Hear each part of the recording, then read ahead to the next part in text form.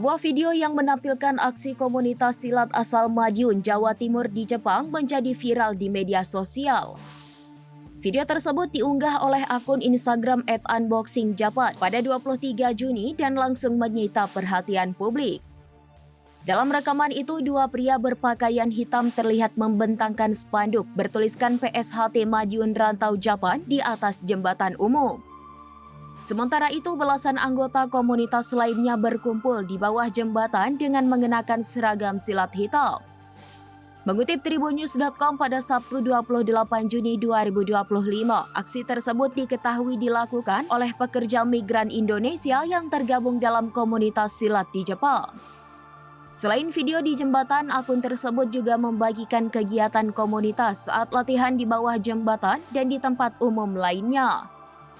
Komunitas ini juga sempat membawa spanduk dan melakukan gerakan silat di fasilitas publik seperti stasiun kereta.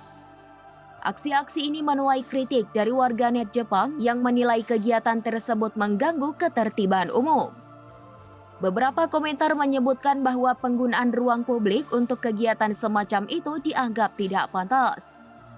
Video ini pun memicu perdebatan soal etika dan batas kebebasan berekspresi di ruang publik negara lain.